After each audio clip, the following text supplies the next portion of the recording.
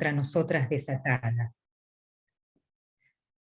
Estoy harta, dolida e indignada de que violen nuestros cuerpos y que no cambie nada.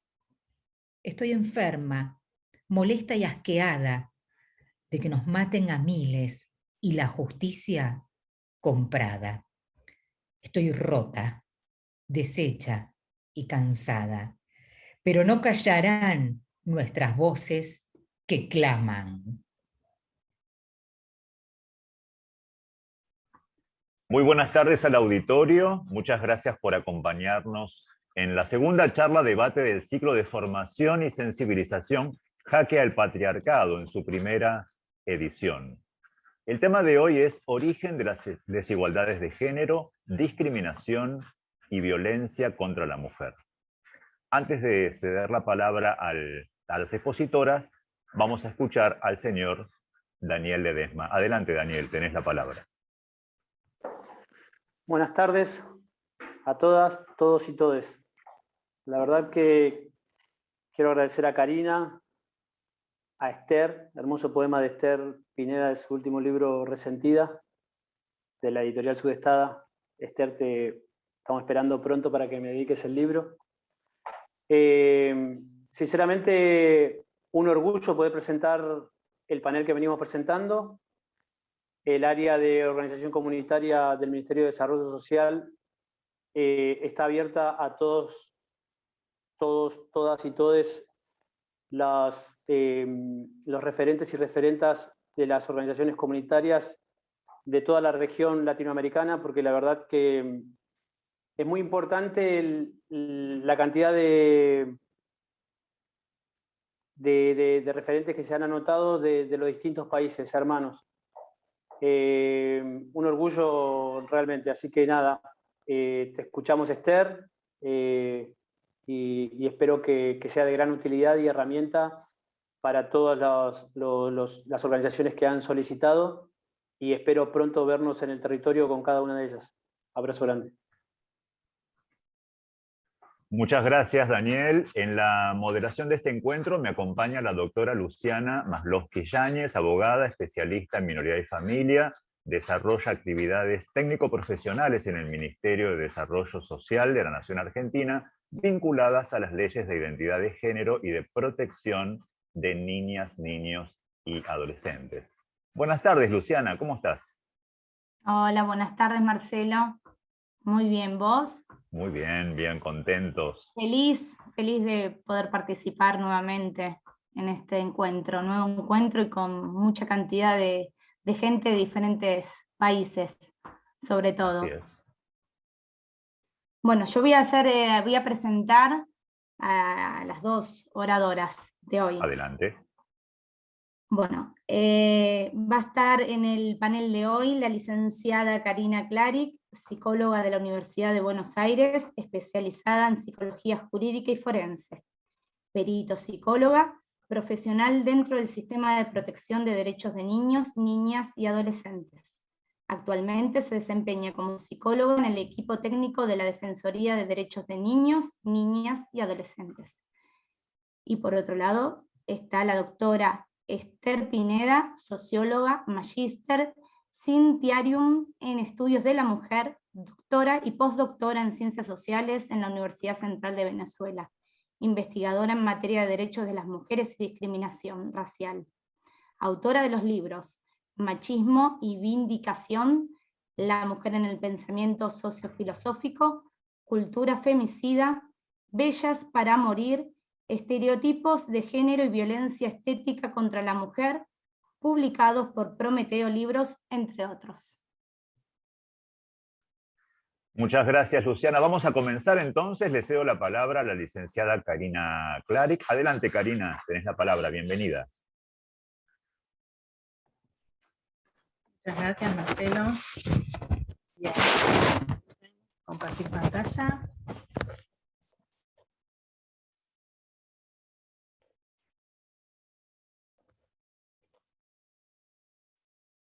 Muy bien. Bueno, en primer lugar, antes de todo, quiero agradecer a todos los presentes en esta tarde.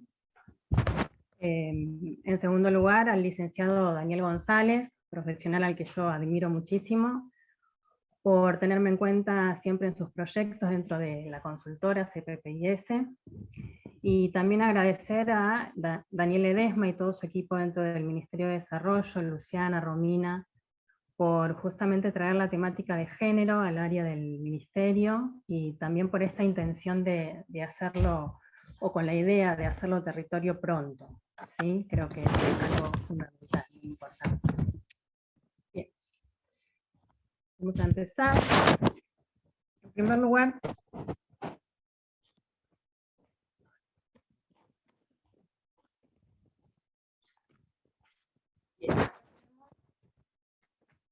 todo el listado de leyes, el listado de las leyes nacionales acá en Argentina que tenemos respecto a la violencia de género contra las mujeres, y también tenemos en el último periodo todas las leyes en relación a la diversidad de género, ¿sí? Por supuesto que esto es gracias a la gran transformación social de los últimos años en manos del feminismo, y grandes logros que tienen que ver en cuanto a la legislación. Ahora, yo me pregunto, digamos, si esto es suficiente, ¿no? Porque creo que estas leyes, digamos, no bastan por sí solas. Y eso nos lo dice las grandes estadísticas respecto a los feminicidios, transfeminicidios. Y a su vez, la gran cantidad de denuncias que tenemos respecto a la violencia. Hoy día hay muchos espacios, digamos, que se han abierto, y muchos lugares en donde es posible ir a hacer una denuncia. La cuestión es, bueno, después de eso, ¿qué? ¿No? ¿Qué hacemos con esa denuncia? En mi experiencia de trabajo institucional, yo trabajo para lo que ven en la segunda ley de protección de derechos de niños, la 26061 a nivel nacional acá en Argentina, y nosotros recibimos en nuestro equipo gran cantidad de denuncias, mayoritariamente derivadas de la Oficina de Violencia Doméstica de la Corte Suprema de Justicia de la Nación. Y cuando nosotros convocamos a esa mujer que ha hecho la denuncia, ¿no? Generalmente es, bueno, la pregunta, ¿y pasó algo después? ¿Te citaron del juzgado? ¿Hubo alguna audiencia? ¿Pasó algo? Y generalmente la respuesta es no. Entonces vienen estas mujeres, digamos, con su listadito de papeles, con las medidas cautelares que se han adoptado, pero, digamos, tal vez no hay posteriormente a eso, después de la denuncia, algún tipo de seguimiento, o, digamos, la posibilidad de acercar a esas mujeres, digamos, a algún espacio de asistencia, que también los hay muchísimos, cada vez más, pero se espera que la mujer, digamos, por sí sola también asuma esta cuestión de cuidado, de autocuidado, y lo que no se observa es el trabajo justamente con el agresor, ¿no es cierto? La otra parte. Por eso decía que para mí es muy importante la posibilidad de que comencemos a charlar respecto a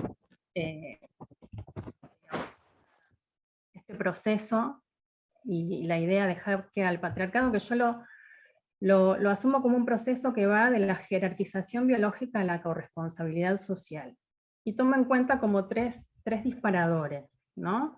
Que tienen que ver con la toma de conciencia, la participación y la comunidad. Esto lo vamos a retomar al final, digamos, y para ello hoy lo que nos motiva es el tema del origen de la discriminación y la violencia contra las mujeres, y un poco para hacer enlace con la primera charla que tuvimos respecto a los pueblos originarios, tenemos que partir de la época moderna. Muy bien, decíamos entonces que partimos de la Edad Moderna, una época asignada por ideales de progreso de la sociedad occidental, el dominio y la razón, ¿sí? Es una época en donde está asignado por la incursión de los europeos en los diferentes continentes, América, África, Asia, en donde actuaron como conquistadores, y esclavizando y saqueando a la población local. Estamos hablando entonces de colonialismo, ¿sí? Y las relaciones entre Europa y el resto del mundo se han instaurado de modo muy desigual.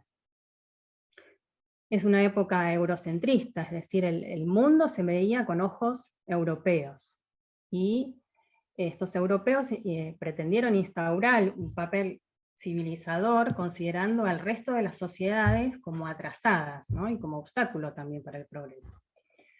Y muchos de los países colonizados, entre ellos por supuesto nosotros, hemos tomado como parámetro válido esta cultura europea. Hablamos entonces de una visión androcéntrica, ¿sí? En donde el hombre era el ombligo del mundo, digamos. Yo diría que hoy día y hace tiempo, ¿no? El medio ambiente nos estaría diciendo que estábamos un poquito equivocados. Bien. Ahora, la cuestión es de qué hombre hablamos, ¿no? De qué modelo de hombre, de qué modelo de sujeto. Y justamente se trataba de quienes participaban del espacio público, de este contrato social, era un varón adulto, propietario, blanco, heterosexual, casado, racional y sano.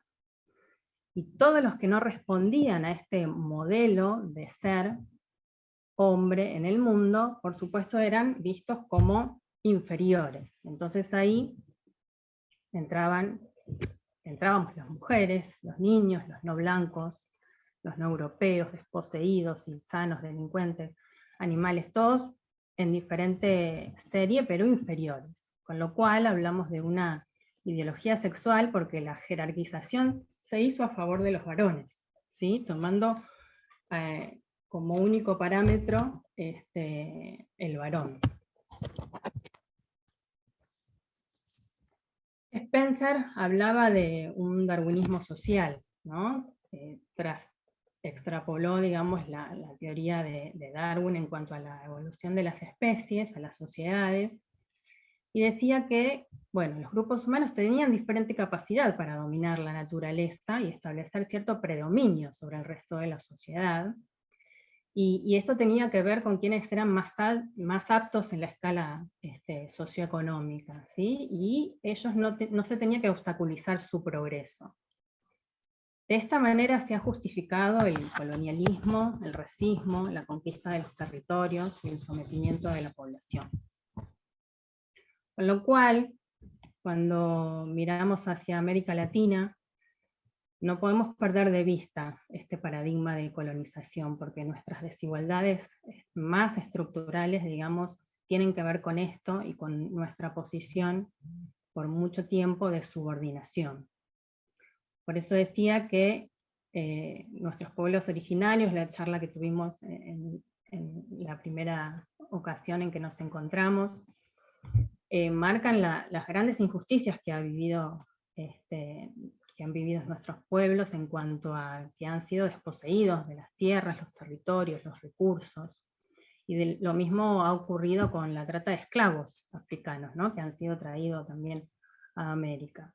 Con lo cual, este es un punto esencial respecto de las estructuras coloniales dominantes, como para también analizar la cuestión y las relaciones entre los varones y mujeres, y las diferentes etnias y sociedades, con lo cual decimos que las desigualdades han sido siempre diversas, ¿no? Y no solamente en la cuestión de género, sino también las diferentes etnias, las sociedades, ¿sí? Desde una mirada interseccional. El colonialismo ha instalado este sistema de poder, de jerarquía, de dominio y asimetría que ha tenido entonces el hombre para concretar sus objetivos, ¿sí? Entonces, esta ideología ha construido una identidad masculina basada fundamentalmente en el control, la violencia legitimada, y a la mujer se la ha tomado como objeto y propiedad del varón. Entonces, desde esta ideología sexual meramente biológica, la mujer fundamentalmente tenía, digamos, esta función solamente reproductiva, o se la consideraba desde ese punto de vista. Este sistema ha instaurado también un modelo tradicional de ser masculino, ¿sí? Con la idea de que el hombre debía mostrarse fuerte, seguro de sí mismo, competitivo, ganador, y se le estaba prohibido llorar, mostrarse débil, temeroso, inseguro, con lo cual tenemos como un hiperdesarrollo de un yo exterior hacia el afuera, en la vida pública, el hombre que tenía que hacer, lograr, conquistar, y por otro lado, como contrapartida, una gran restricción en lo emocional, todas estas emociones que se le tenía vedada. Acá tenemos un ejemplo de la mujer colonizada en cuanto a, bueno, un paralelo con las 3 embarcaciones que han venido a América. La Santa María, que representa todos los mandatos religiosos que pesan sobre la mujer. La niña, respecto de, bueno, cómo hemos sido socializadas las mujeres, las personas que nacemos con vulva. Y la pinta con todo lo que tiene que ver con la violencia estética respecto de los mandatos que tenemos, que también Esther ha escrito mucho en los últimos tiempos respecto de eso, muy interesante, por cierto. Pero bien, por supuesto que hay mujeres que ya hace mucho tiempo vienen manifestando que esta discriminación que se hace en relación a las mujeres no tenía que ver con la biología, sino que era meramente una cuestión social. Ya en el siglo XIX, las luchas por la independencia de las tierras en América, también ciertos movimientos en relación a grupos obreros que luchaban por sus derechos políticos y sociales, lo que tiene que ver con la Segunda Guerra Mundial y las consecuencias de esto, el nazismo en Europa.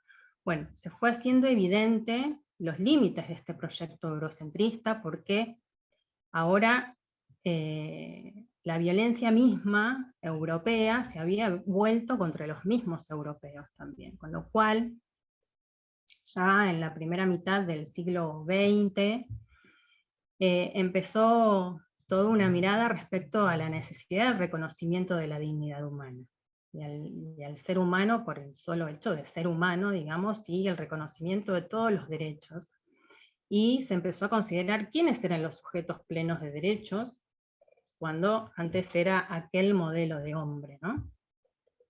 Y esto alcanzó una universalidad, digamos, que no había tenido anteriormente, y que se vio plasmado en el derecho internacional, ¿sí? Y estamos acá hablando de la Declaración Universal de los Derechos Humanos por parte de la Organización de las Naciones Unidas en el año 1948, y justamente refiere a los derechos fundamentales que se consideran para todas las personas en igualdad, respecto también de hombres y mujeres, ¿sí? Y específicamente hace alusión a que no debiera haber distinción de raza, color, sexo, idioma, con lo cual esto es una marcada diferencia respecto a todo lo anterior. También tenemos en el mismo año, en nuestra región, la Declaración Americana de los Derechos y Deberes del Hombre, este hombre escrito en mayúsculas, suponiendo que involucra a hombres y mujeres, pero que sin embargo, fíjense en el artículo 7, cuando habla de la mujer, específicamente habla de lo que tiene que ver también con su función reproductiva, ¿no? Siguiendo como esta lógica de la cuestión meramente biológica. La Convención Americana en el año 69 también es una cuestión importante, y me parece también súper importante respecto de que ya acá, fíjense, en el artículo 5 no integra más allá de lo físico, ¿no? La cuestión psíquica también y moral. En el 48 también tenemos la Convención para la Prevención del Delito de Genocidio, y en el 67 la discriminación racial también, dos cuestiones muy importantes respecto de lo que venimos hablando. El genocidio porque tiene que ver con todo acto que intenta destruir total o parcialmente a un grupo nacional o étnico, y esto es lo que ha sucedido con nuestros pueblos originarios. Y también lo que tiene que ver con la discriminación racial, respecto a la necesidad de la igualdad de derechos, ¿sí? Sin importar los motivos de raza, ni origen étnico, nacional. Y acá tenemos, y llegamos a nuestra CEDAW, la Convención sobre la Eliminación de las Discriminaciones contra la Mujer, del año 1979, y supone que la discriminación, bueno, denota cualquier tipo de distinción, exclusión, restricción basado en el sexo, ¿sí? Que tenga justamente por objeto menoscabar o anular el reconocimiento de los derechos de las mujeres. Y ya en el artículo 5 también nos hablaba de la importancia de modificar la cuestión de los patrones socioculturales y los estereotipos de género. Esto es muy importante respecto a la especificidad en cuanto a la mujer, porque es el primer tratado internacional que explícitamente habla de la necesidad y la urgencia de trabajar sobre la cuestión de los estereotipos y los roles de género. Por otra parte, reconoce también lo que tiene que ver la discriminación de la mujer como una responsabilidad de Estado. Y además, también es importante en relación a que no hace distinción de lo público y lo privado, considerando que anteriormente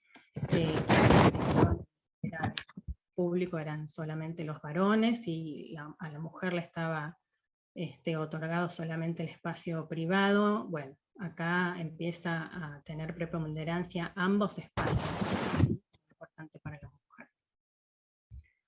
También tenemos la Convención por los Derechos del Niño, del año 1989, bajo esta ley, tenemos esta Ley Nacional de Protección de Derechos del Niño, con la cual trabajo. Y también es importante, por supuesto, porque enfatiza la noción de los niños como sujetos de derechos. Más que nada también, porque en relación a este varón que hablábamos anteriormente, era el jefe, ¿no?, de la familia y tenía derechos tanto sobre la mujer como sobre los niños. Y esta convención viene también a plasmar lo que tiene que ver con la autonomía progresiva de los niños que tienen derechos y van adquiriendo mayor capacidad, digamos, a medida que se van desarrollando, y ya no son objetos de tutela de aquel padre, o de los tutores o del Estado, sino que son sujetos de derechos.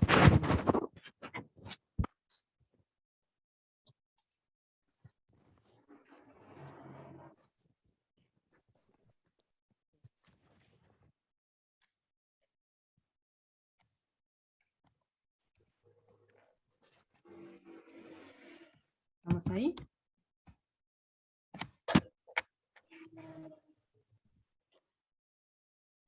No me pasa la pantalla. Bien. Ahí está.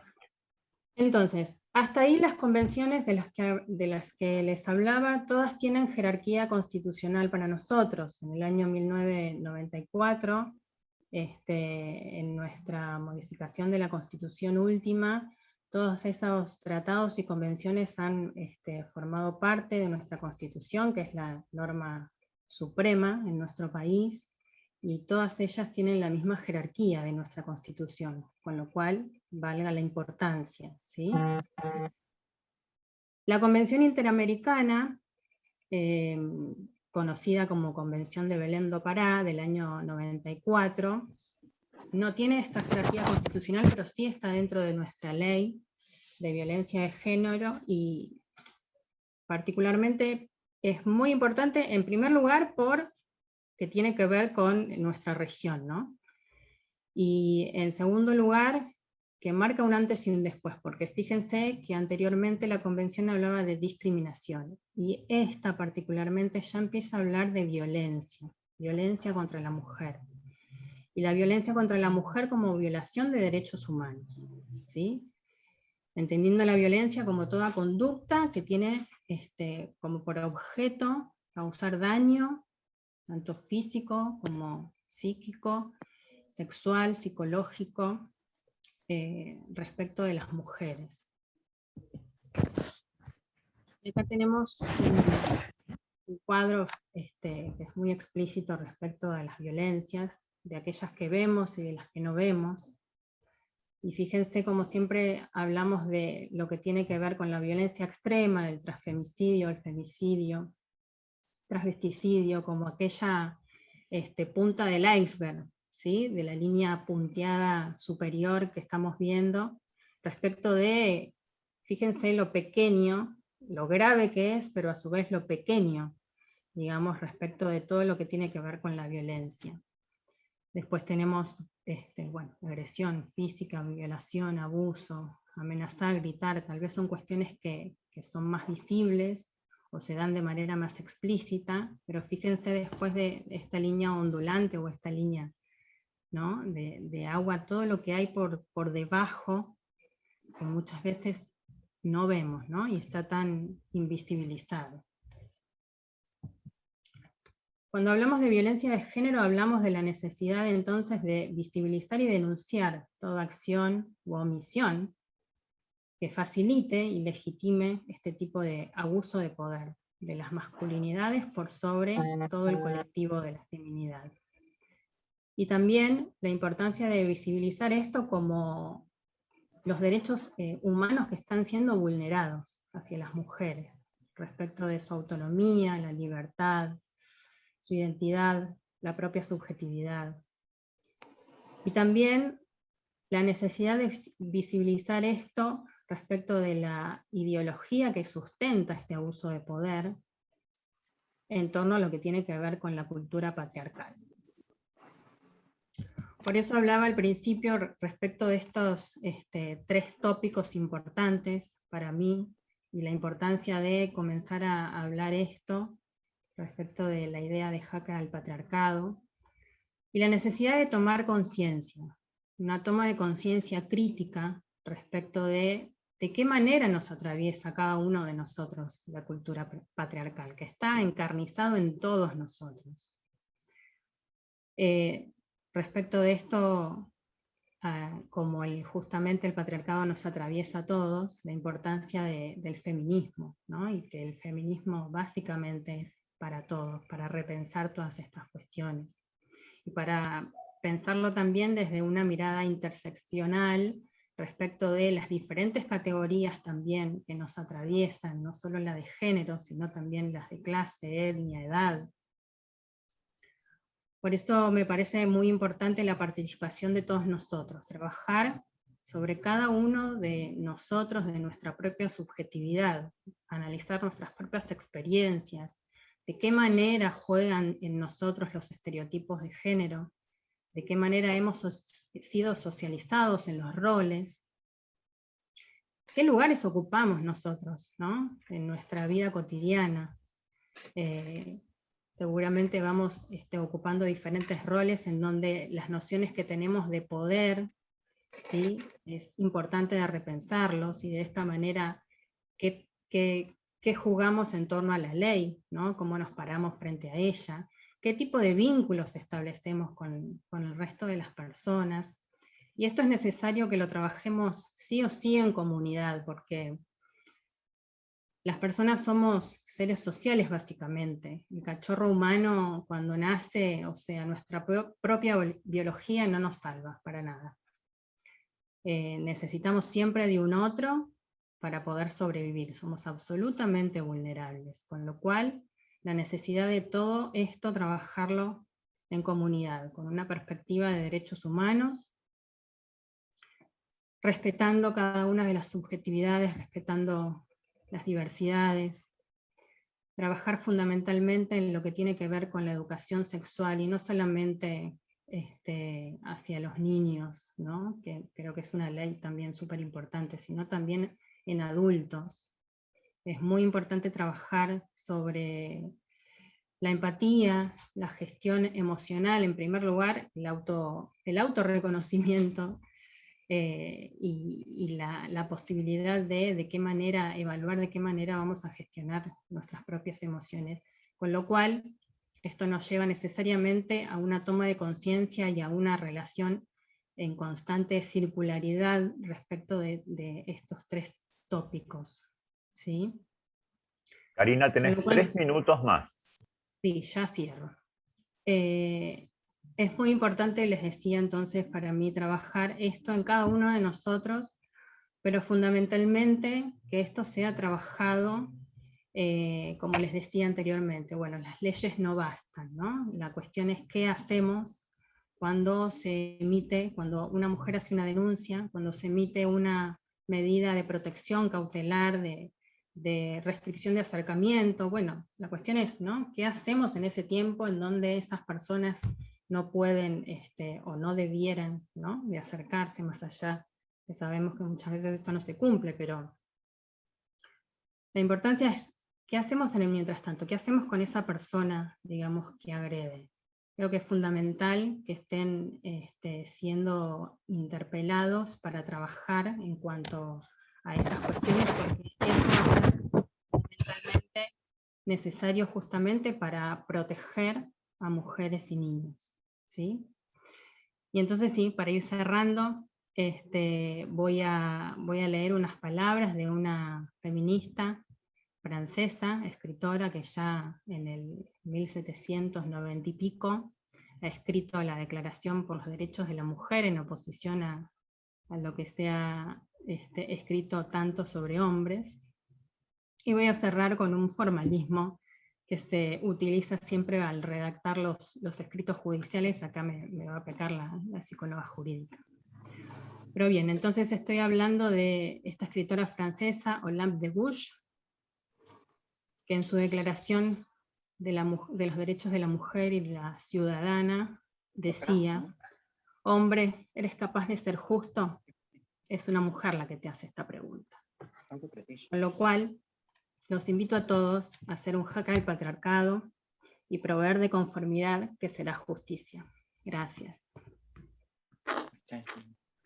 Muchísimas gracias, Karina. Antes de presentar a la próxima expositora, les recordamos que pueden escribir sus preguntas, comentarios y reflexiones en el chat de esta reunión. Al finalizar, serán sociabilizados. Muchas gracias. Entonces, mientras vamos preparando las cuestiones técnicas para acceder a nuestra próxima expositora, tengo el honor de presentar a la doctora Esther Pineda. Buenas tardes, Esther, bienvenida. El auditorio es todo tuyo. Hola Marcelo, gusto en saludarte. Bueno, aprovecho de saludar a todos y a todas quienes nos acompañan el día de hoy. Bueno, creo que ya se escucha bien, ¿verdad? Perfecto. Bueno, saludar y agradecer a quienes nos acompañan la tarde de hoy y agradecer, por supuesto, a Daniel Ledesma por la invitación a este espacio. Celebro la iniciativa de que desde el Ministerio se estén realizando estas actividades porque justamente es el Estado quien tiene la posibilidad, ¿no?, de también generar, promover cambios, ¿no?, en esta materia. Más allá de lo que desde los espacios, digamos, de nuestras comunidades, de nuestras familias, de los espacios educativos podamos transformar, el Estado tiene una responsabilidad también de acompañar, habilitar, proporcionar los espacios para transformar estas problemáticas que nos ocupan. Y bueno, no, genial, muy contenta de compartir este espacio con Karina, que nos hizo un recorrido fenomenal y que me permite a mí además entrar ya en el tema más desde lo actual, ¿no? Ya con este recorrido histórico e ideológico que nos ha hecho Karina. Puedo compartir pantalla ya, creo, ¿verdad? Me confirman allí. Ahora sí.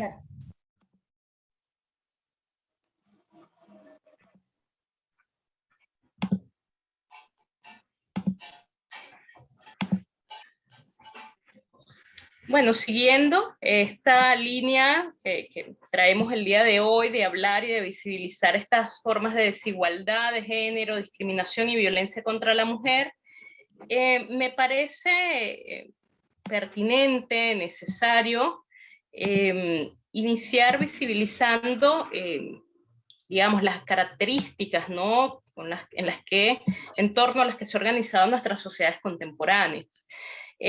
Nuestras sociedades están organizadas en torno a criterios de una cultura de discriminación. Y cuando hablamos de una cultura de discriminación, tiene que ver con la idea de sociedades en las que se sobrevaloran, se benefician, se consideran superiores a unos sujetos o unos grupos sociales en detrimento de otros. Es decir, hay una preferencia en el trato, en la valoración, en la estima de determinadas personas o grupos sociales. Y donde un grupo, digamos aquel que no forma parte de ese sistema de privilegios, de alguna forma es continua, sistemáticamente, históricamente subestimado, descalificado, inferiorizado y además excluido de forma explícita o solapada, es decir, estas exclusiones no siempre son explícitas, no siempre son confrontacionales, pero también se dan de forma solapada, de forma sutil, de forma cotidiana, lo cual de alguna forma limita o impide la posibilidad de que esta pueda ser identificada, denunciada, atendida, porque no siempre es reconocida. Digamos, de las características o las motivaciones por las que se dan estas formas de discriminación, digamos, puede variar, es decir, generalmente se da por la pertenencia a un determinado grupo social que históricamente ha sido estigmatizado. Por ejemplo, las motivaciones varían, entre estas pueden destacarse la pertenencia étnico-racial. Esta ha sido históricamente una de las formas de discriminación con mayor alcance, con mayor visibilidad, además, por lo cruento, por lo explícito de esta forma de discriminación racial, pero también estas formas de discriminación, desigualdad y violencia también se ejercen motivadas en el sexo, en la identidad de género, en la preferencia sexoafectiva, en la clase social, en la apariencia física, en la edad, en la ubicación geográfica, en la nacionalidad o en la tendencia de alguna discapacidad. Por supuesto, en estas motivaciones de discriminación, violencia y exclusión, estoy segura que estoy dejando muchas por fuera, dejando muchas por mencionar. Menciono apenas algunas de las que nos terminan siendo más inmediatas o de con las que suelo trabajar más o estar más involucrada. Y por supuesto, digamos, una de las razones o el gran origen de estas formas de discriminación, desigualdad y violencia suelen fundamentarse en grandes premisas, en grandes narrativas que buscan justificar, ¿no?, esta desigualdad. Uno de los elementos fundamentales en los que esta se sostiene tiene que ver con criterios biologicistas o historicistas. Es decir, para legitimarse, para mantenerse, para justificarse, generalmente se construyen relatos, se construyen justificaciones, se construyen discursos en los que de alguna forma se afirma que estas formas de discriminación, por ejemplo, responden o se motivan porque los otros, aquellos inferiorizados, discriminados, excluidos, son biológicamente inferiores, o que sus experiencias son antinaturales, o el argumento clásico que lo escuchamos todavía con mucha frecuencia y con mucha fuerza en nuestra sociedad, es la idea de es que siempre ha sido así. También argumentos como que es funcional, es necesario, o incluso que es pertinente, imprescindible para que se pueda mantener el orden social. Es decir, el argumento de si se permiten cambios, si se reconocen derechos de un determinado grupo social, esto nos va a llevar al atraso, al caos, de alguna forma al descontrol social, a la anomia. Entonces, pero son, digamos, justificaciones que se han creado para sostener la desigualdad y el sistema de privilegio de un grupo que, ya lo mencionaba Karina, y está muy presente en nuestra sociedad desde el pasado hasta la actualidad, un sistema de privilegio de alguna forma detentado, sostenido por hombres blancos, heterosexuales y poseedores de recursos. Entonces, esta cultura de la discriminación se caracteriza por el hecho de que convierte la diferencia en desigualdad.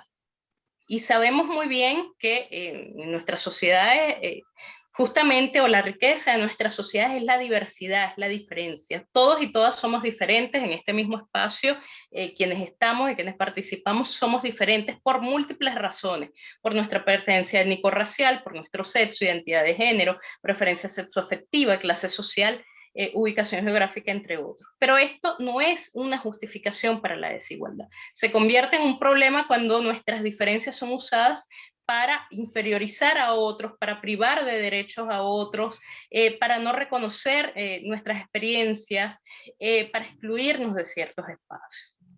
Y una de las particularidades de este fenómeno es que esta desigualdad social construida a partir de las diferencias suele ser normalizada, suele ser cotidianizada, suele ser instalada a través de distintos recursos audiovisuales, productos culturales que consumimos de forma constante.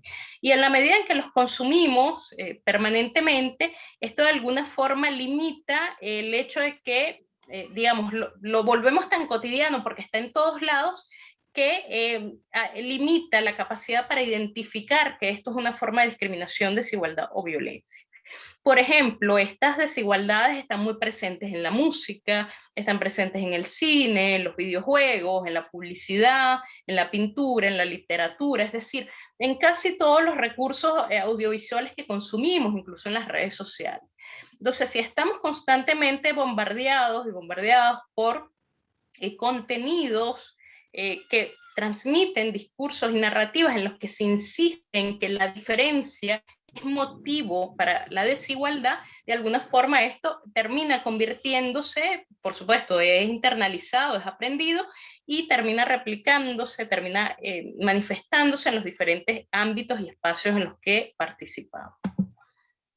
En el caso que nos ocupa el día de hoy, y al que me voy a referir de manera muy específica sobre esta desigualdad, discriminación y violencia contra las mujeres, digamos, se ha sostenido o se ha construido a partir de la diferencia biológica, es decir, esa diferencia biológica cromosómica, hormonal, que si bien existe entre hombres y mujeres, el problema es cuando esta diferencia ha sido utilizada para crear desigualdad social, como justificación para crear desigualdad social, menoscabo de los derechos de las mujeres, invisibilizar a las mujeres en los espacios, excluirlas de los espacios.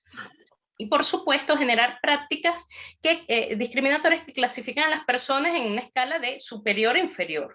Y ya sabemos quiénes son, quienes siempre están en ese lugar de superior y quienes en el de inferior. En el nivel de superior siempre aparece el hombre, ¿no? Ese hombre privilegiado al que les hablaba, hombre blanco, heterosexual y poseedor de recursos. Y abajo, por supuesto, todos los demás, mujeres, personas no heterosexuales, personas que no poseen recursos económicos que les permita el dominio y el control de otros, personas pertenecientes a grupos étnico-raciales discriminados, estigmatizados, entre otros. En el caso de esta desigualdad sexista, esta puede definirse o se caracteriza como esa relación desigual entre los sexos y que está orientada a desfavorecer a las mujeres, en todos los ámbitos de la vida, es decir, en lo político, en lo económico, en lo religioso, en lo bélico, en lo jurídico, en lo ideológico, en lo educativo, en lo familiar.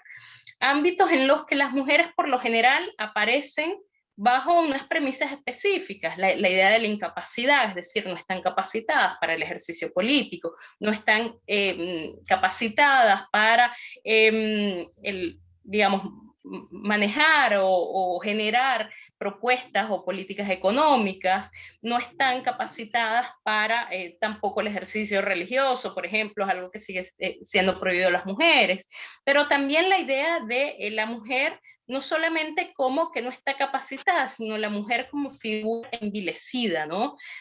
Mujer con poca capacidad ética, con poca capacidad moral. Y esto ha sido una construcción histórica en la que la mujer, y no solamente histórica, sino incluso mítica, en la que la mujer aparece como siempre la fuente de maldad y de perdición del hombre y de la sociedad.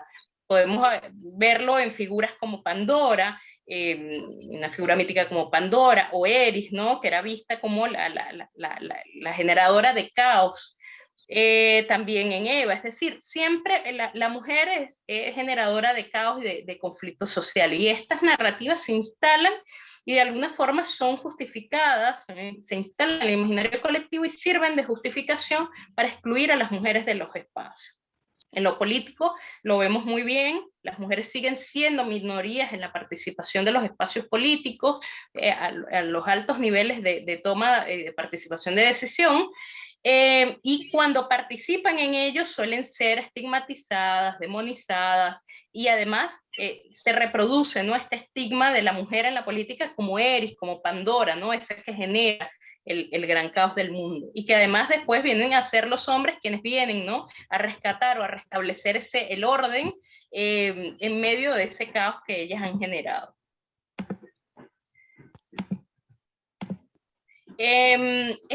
Por supuesto, estas diferentes formas de desigualdad y violencia contra la mujer tienen su génesis en las concepciones que de las mujeres se tienen, es decir, de lo que se piensa de las mujeres, de lo que se ha pensado de las mujeres tanto en el pasado como en la actualidad, depende del lugar y el trato que se le da a las mujeres en una sociedad. Si se cree, digamos, que las mujeres son inferiores, que las mujeres no tienen capacidades éticas y organizativas, que las mujeres no tienen capacidades intelectuales, por supuesto esto se va a traducir en un trato específico hacia las mujeres, y es un trato que se caracteriza en la subordinación, la violencia, la invisibilización, entre otros.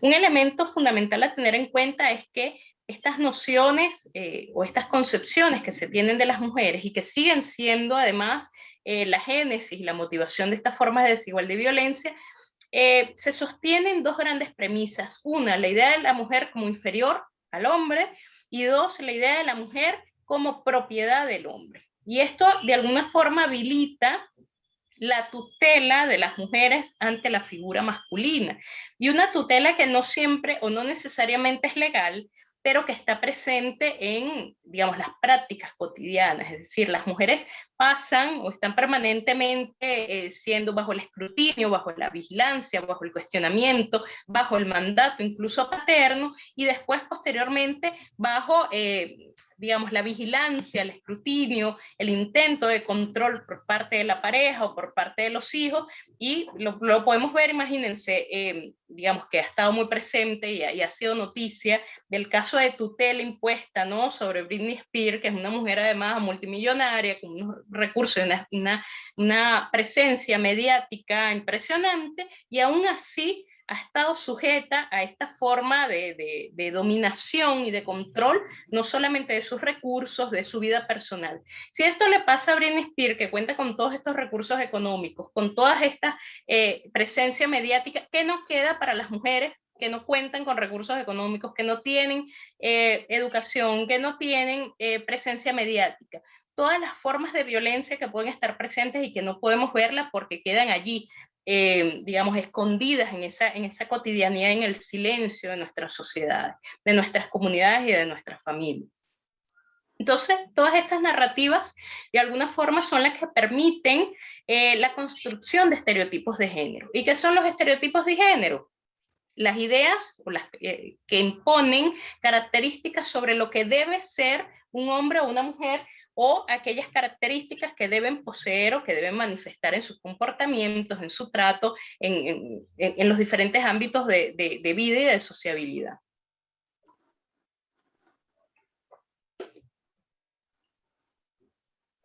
Ya que se me perdió el cursor acá.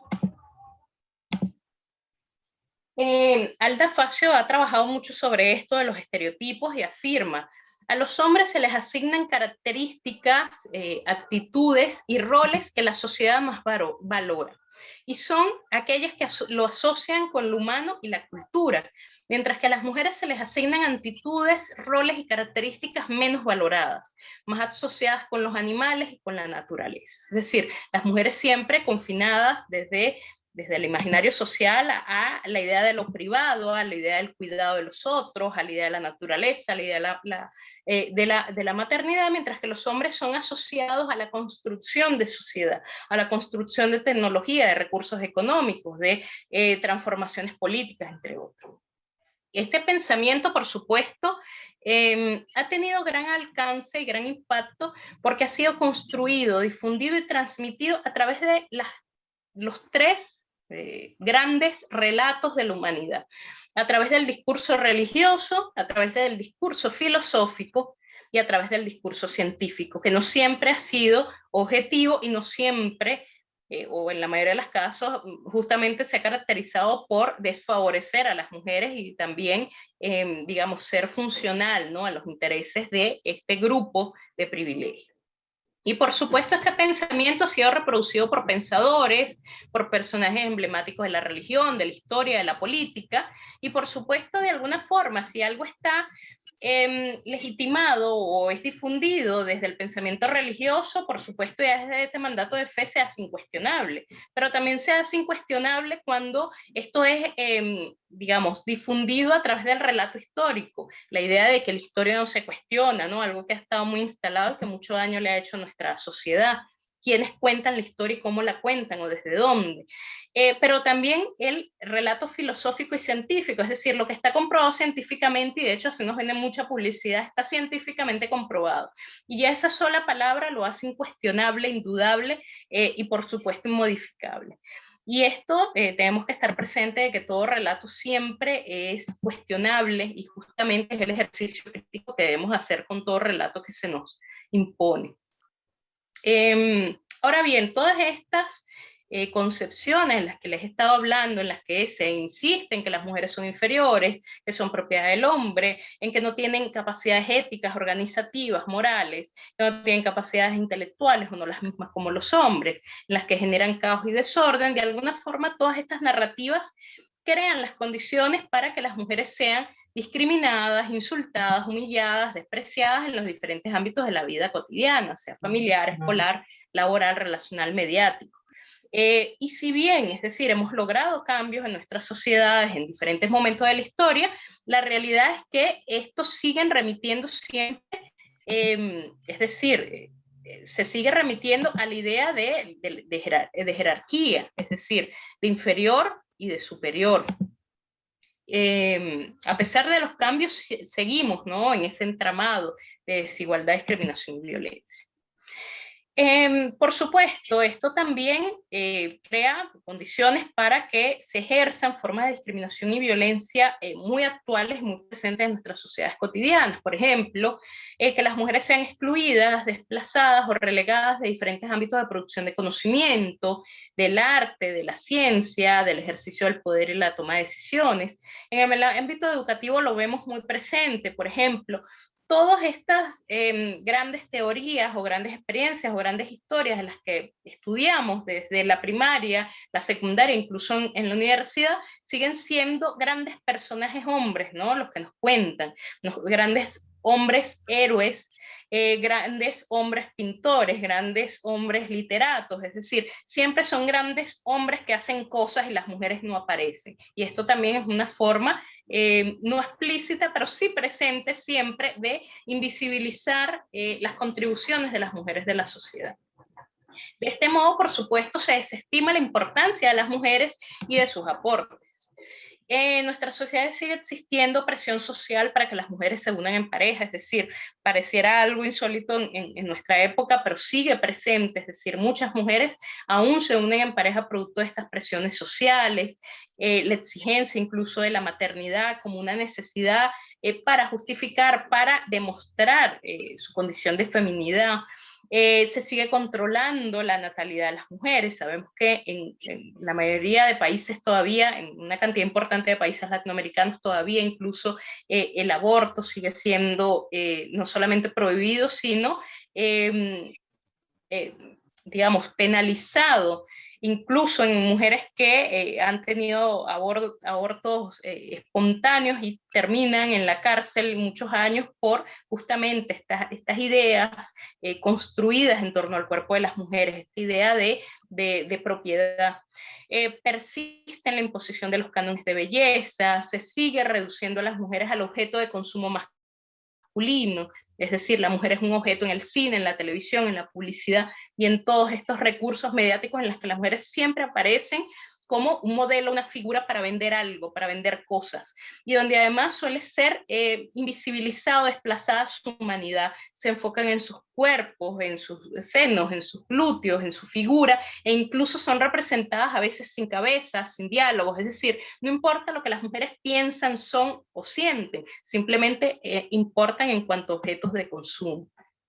Sigue existiendo, por supuesto, la brecha salarial, la brecha de ascenso a los puestos de coordinación, supervisión y dirección, es decir, en muchas instituciones, tanto estatales como de carácter privado, empresarial, si bien cada vez hay mayor participación de mujeres en estos espacios laborales, siguen permaneciendo en los niveles más bajos, y los puestos de coordinación, supervisión, dirección, presidencia, entre otros, siguen estando bajo el control masculino. Esto, por supuesto, también contribuye a las brechas de capacitación, es decir, si son los hombres quienes toman las decisiones, cuando hay oportunidades de formar, de acompañar los procesos de formación de los trabajadores y trabajadoras, se privilegia o se prioriza a los hombres. También en los altos índices de acoso sexual en las instituciones y las empresas. Y por supuesto, una de las formas más común de esta desigualdad que está presente en nuestras sociedades es la ausencia de corresponsabilidad en el hogar.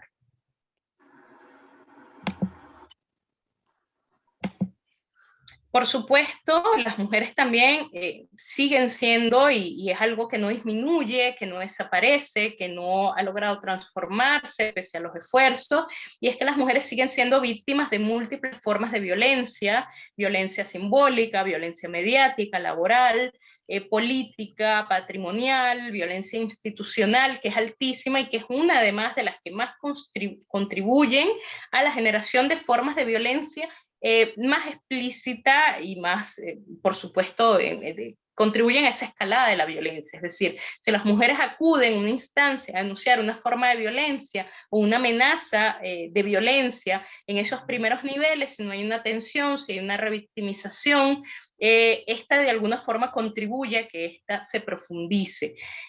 Sabemos también las mujeres están expuestas o son víctimas constantemente de la violencia obstétrica, el acoso, la trata con fines de explotación sexual, la cual además se ha profundizado en contextos de pandemia, ¿no? Ante la precarización de las mujeres, además incluso los medios de comunicación, cómo promueven la idea de la venta, ¿no? Del cuerpo, como un mecanismo y un recurso para la obtención de recursos, pero no es un relato que se le impone o que se le vende a los hombres, ¿no? Pero es siempre el cuerpo de las mujeres como un objeto de venta y de consumo. La violencia psicológica, sexual y física, por supuesto, y el femicidio, que es uno de los grandes problemas de nuestras sociedades latinoamericanas, está presente a nivel mundial, pero en Latinoamérica, pese a que ha sido tipificado el delito, lamentablemente la mayoría de los gobiernos latinoamericanos se han conformado con tipificar el delito sin generar políticas públicas eficientes y efectivas en medida de reducción de los índices de femicidio. Ahora bien, todas las mujeres compartimos la opresión por el hecho de ser mujeres, y esto es algo indudable, pero algo que es importante destacar, y es algo incluso en lo que el mismo feminismo tiene dificultades para asumir y para reconocer, es que esta opresión por el hecho de ser mujer no se experimenta de la misma forma por todas las mujeres. Es decir, las formas de desigualdad, discriminación y violencia no se viven de la misma forma por todas. Por el contrario, se profundiza dependiendo, ¿no?, en cómo se articulan las distintas formas de opresión y de dominación en las mujeres. Y por eso es la importancia de incorporar la perspectiva interseccional de alguna forma en los diferentes estudios, en las diferentes iniciativas que realicemos, en los diferentes abordajes comunitarios, territoriales, mediáticos, socioculturales que hagamos de estas problemáticas. La opresión sexista se profundiza sobre las mujeres racializadas, indígenas y afrodescendientes, que además del hecho de ser mujer, tienen que enfrentar la discriminación y la violencia por su pertenencia étnico-racial, en las mujeres precarizadas, en las mujeres que transgreden el mandato de la heterosexualidad, en las mujeres de los países en vías de desarrollo, las mujeres que por supuesto, también se profundiza según la experiencia de territorialidad o la experiencia transfronteriza, la experiencia de discapacidad, y por supuesto varía en diferentes etapas de la vida, es decir, no es lo mismo cómo vive la opresión una niña, una adolescente, una mujer adulta, una mujer anciana, aunque todas estén expuestas durante toda su vida a distintas formas de violencia y discriminación.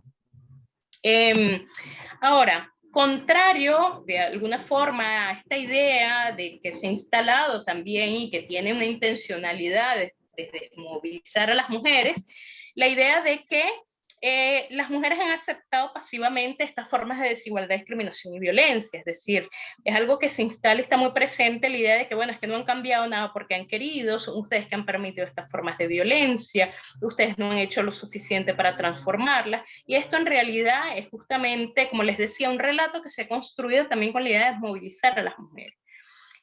Las mujeres sí se han opuesto, han resistido, han enfrentado, han confrontado y se han activado ante estas formas de subordinación, exclusión, discriminación y violencia. No han sido unas formas de discriminación y violencia aceptadas pasivamente, y las mujeres en todo momento y en todo periodo histórico han intentado transformar su situación social, desde los diferentes espacios en los que han participado y con las diferentes herramientas que han tenido en sus manos. En la actualidad, han sido y son diversas las formas en que las mujeres intentan resistir, enfrentar y deconstruir estos mandatos sociales, estas formas de violencia machista. Algunos lo hacen, es decir, no todas debemos hacerlo o no todas podemos hacerlo desde los mismos espacios, y eso es importante también tenerlo en cuenta. La posibilidad de hacerlo desde diferentes lugares es lo que permite avanzar y permite construir. Algunos lo hacen desde la organización y la acción política, otras a través de la denuncia de la desigualdad, la exigencia de espacios y la exigencia de políticas de igualdad, y otras a través de la protesta masiva en los espacios públicos. Otras han recurrido a la creación para la denuncia de la discriminación, la desigualdad y la violencia, sea la creación desde la música, desde la pintura, desde la escritura, la actuación, entre otras formas de colectivización de la experiencia, es decir, cual sea el mecanismo o la herramienta que ustedes tengan para crear, para transformar y para denunciar, es absolutamente válida, y además de válida, necesaria. Y algunas, por supuesto, apuntan a la organización comunitaria y al apoyo de otras mujeres en sus territorios. Esto es fundamental porque sienta las bases, ¿no?, de la transformación y la cotidianización de los cambios. Pero algo que es importante y es necesario mencionar y no dejar de lado es que esta transformación de las desigualdades no es responsabilidad de las mujeres. Es decir, esta forma de desigualdad, violencia y discriminación es algo que nos han hecho las mujeres, no es algo que nos hemos hecho nosotras mismas. Por lo cual, aunque nosotras participamos y somos las que movilizamos estas transformaciones, porque somos justamente las más interesadas en ellos porque las sufrimos, las vivimos, no es una responsabilidad de las mujeres. No basta con las acciones de las mujeres, son los hombres quienes necesitan cambiar la forma en que conciben a las mujeres y además la forma en que se relacionan con las mujeres. Es importante que en lo personal, en lo familiar, en los grupos de pares se comiencen a cuestionar los estereotipos de género, las ideas de que para ser considerados hombres, y esto es específicamente para los hombres, deben cumplir con ciertos comportamientos y actitudes, porque sabemos también han sido socializados desde esa idea y ese mandato de la violencia, de la autoridad, ¿no? De la distancia, de la idea de superioridad. Hay que dejar de reproducir estas ideas en las prácticas cotidianas en sí mismos, pero también sobre todo dejar de transmitirlo, es decir, cortar esa cadena y dejar de transmitirlos a los niños y adolescentes, transitar hacia la corresponsabilidad de las tareas en el hogar, es decir, desmontar esa idea de que todo lo que se hace en el hogar es algo que hacen o porque están hechas para eso, es algo que tienen y deben que hacer las mujeres, no, son tareas y actividades que tienen que hacer todos los que viven y habitan en un hogar, en una casa, porque justamente es lo que permite además el sostenimiento de la persona y habilita la posibilidad de su ejercicio, su práctica en diferentes espacios. Esther, tenés 3 minutos más. Adelante, muy bien. Mira, estamos conectados. Justamente ya estaba pensando, tenía miedo de que se me estuviera pasando el tiempo. Excelente. Pero bueno, ya falta poco.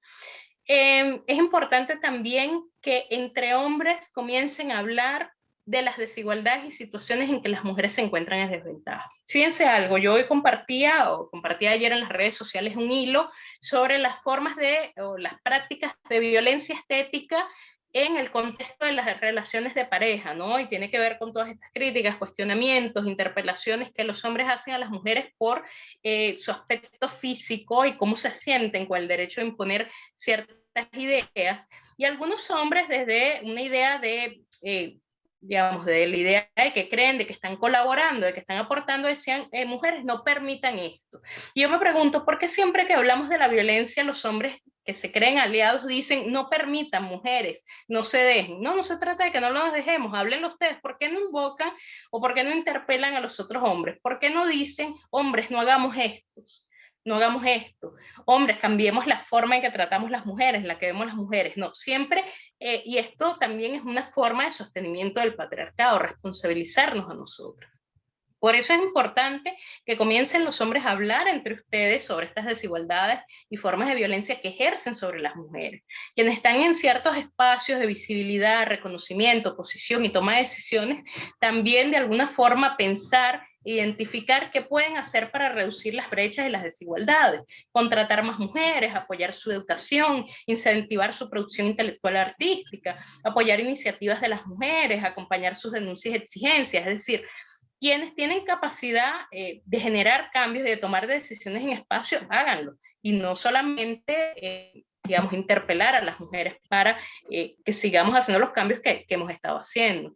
Pero además también leer sobre feminismo. O sea, el feminismo, ya Karina también lo comentaba en su exposición, no es solamente para las mujeres, el feminismo es para todos y proporciona herramientas para la comprensión y transformación de esas ideas, de esos mandatos. Conversar con amigos y compañeros sobre la violencia machista, hacerle saber al otro, compañero, amigo, familiar, cuando está reproduciendo estereotipos, comentarios y prácticas sexistas. Estas son formas de desmontar esos mandatos. Hasta acá llego y creo que respeté los 3 minutos que me quedaban. Perfecto, Esther. Yo te escuchaba, las escuchaba ambas y se me venía a la cabeza lo que está sucediendo en Afganistán en este momento, ¿no? Donde con la toma de poder muchas mujeres, todas las mujeres van a, lamentablemente, a estar vulneradas en sus derechos que tanto les costó conquistarlos, ¿no? Las escuchaba y se me venía a la cabeza esto que es tan actual, tan de este momento, que bueno, quería hacer referencia a esta situación lamentable donde quizás muchas mujeres volverán a ser esclavas y sometidas a estos varones. Un lujo escuchar estas potentes exposiciones. Muchísimas gracias, Esther y Karina. Mientras con Luciana recuperamos las preguntas del auditorio, vamos a escuchar un tema musical.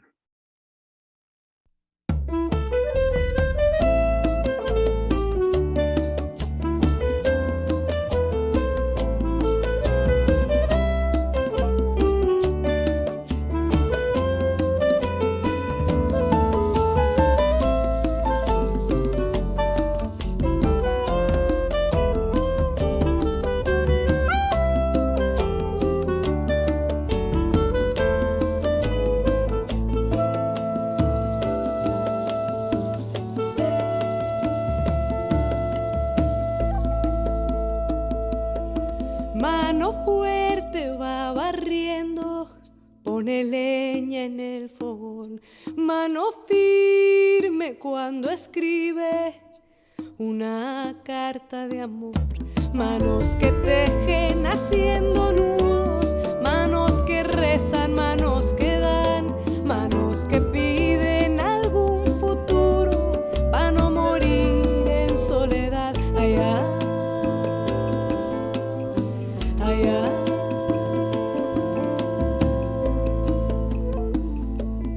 Mano vieja que trabaja, bailando algún telar.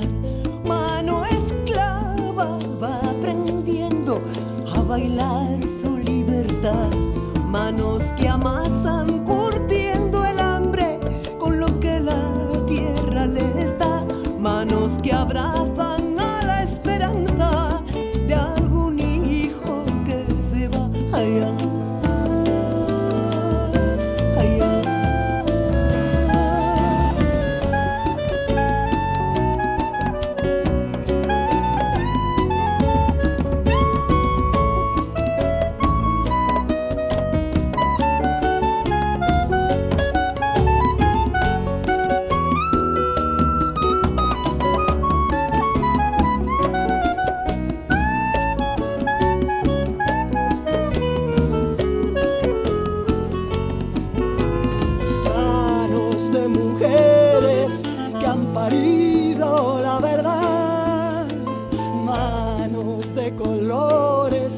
aplaudiendo algún cantar.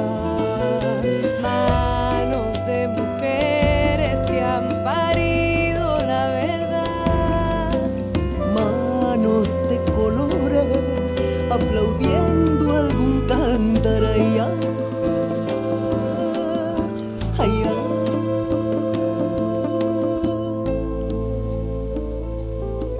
Mano fuerte va barriendo, pone leña en el fogón.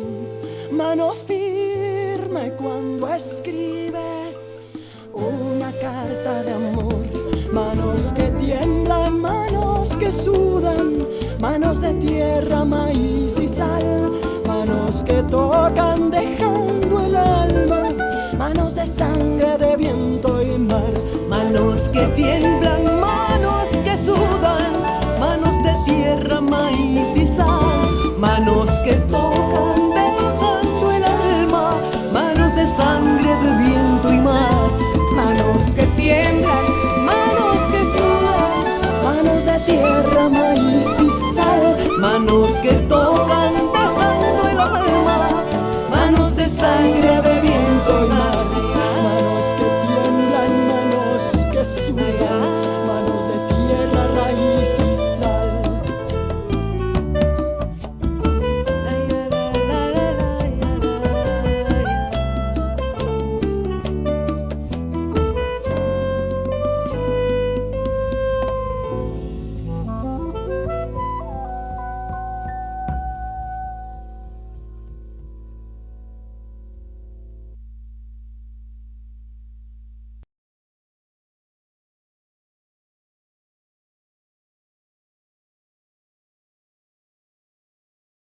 Vamos. Voy a leer una pregunta de Guadalupe Garabaglia. ¿Cómo se concientiza para que realmente suceda un cambio? Dice, en su mayoría somos mujeres y disidencias quienes nos formamos y nos organizamos para cambiar estas desigualdades. ¿Cómo creen que se debe abordar las situaciones de violencia por parte de los agresores y femicidas puntualmente, yendo más allá del castigo que sería la cárcel? Para ambas expositoras.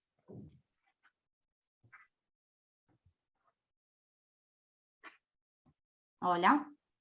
Sí, bueno. Arranco a estar con tu permiso. Sí, creo que es fundamental justamente el trabajo, si bien por supuesto han sido las mujeres quienes impulsamos este cambio y esta transformación social y empezamos a expresarnos y a visibilizar, a hacer más visible, digamos, esta opresión, violencia, discriminación que estábamos viviendo. Por supuesto que es fundamental el involucramiento cada vez mayor por parte de los hombres, y específicamente de los agresores.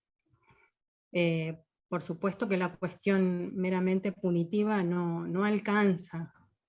Por eso me parecía importante hacer mención justamente a la gran cantidad de leyes que nosotros tenemos, pero la cuestión es, bueno, ¿y qué hacemos a partir de eso, no? Porque cuando una mujer hace una denuncia, o sea, intenta poner un límite o buscar finalizar con la situación que padece, pero ese no es el fin para nada, ¿no? Es el inicio en todo caso, o la necesidad de un inicio de cambio. Entonces, hacer responsable a los hombres respecto de esta conducta violenta, digamos, por más de que las leyes se han incrementado respecto específicamente también de los femicidios, realmente, digamos, acá en Argentina tienen, ¿no?, 25 años tal vez de condena.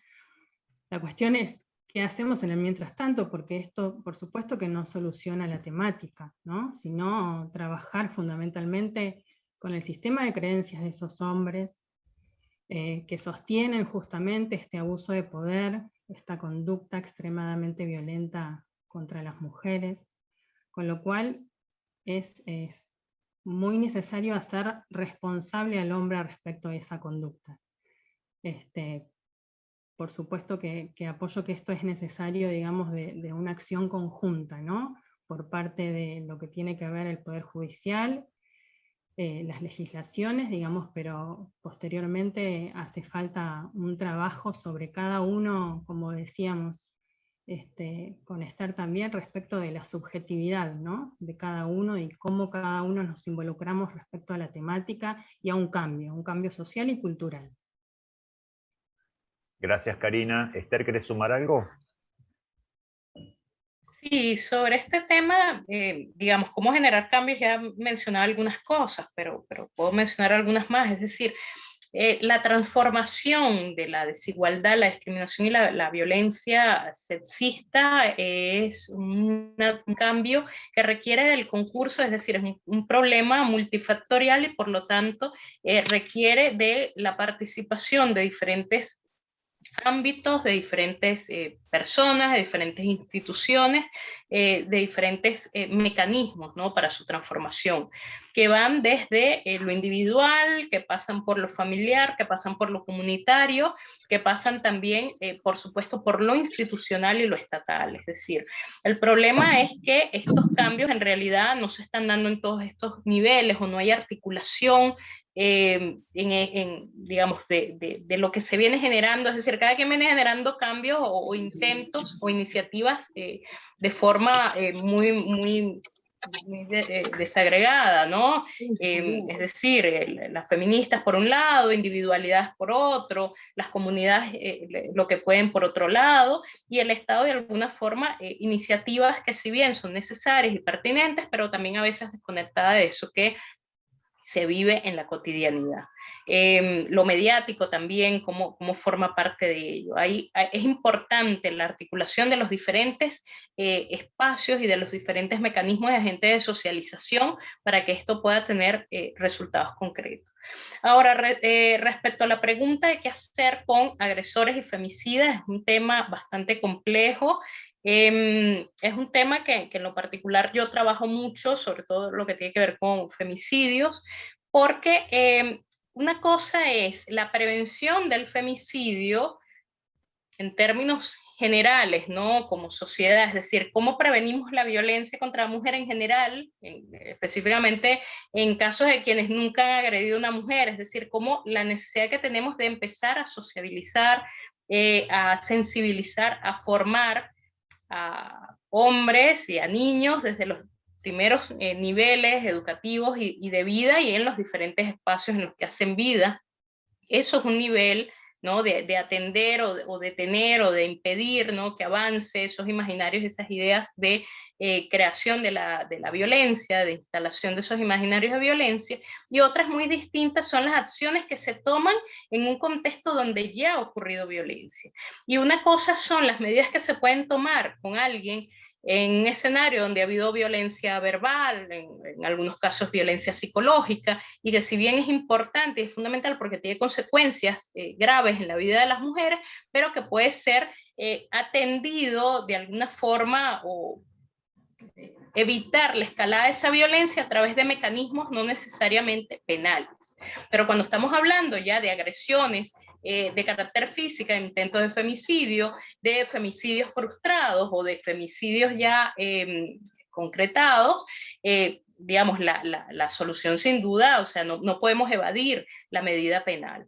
Es decir, si bien hay una narrativa en la que habla de que, bueno, pero es que la cárcel no va a reeducar, no va a evitar el femicidio, la realidad es que bajo este argumento no podemos justificar la permanencia de femicidas, digamos, en libertad, no solamente en las que no hay una intervención ante la ocurrencia de femicidios, sino que hay una puesta en riesgo de otras niñas y mujeres en esos diferentes escenarios. Es decir, se ha comprobado, y en muchos casos que así lo demuestran, que femicidas que han sido liberados con muy poco tiempo, es decir, que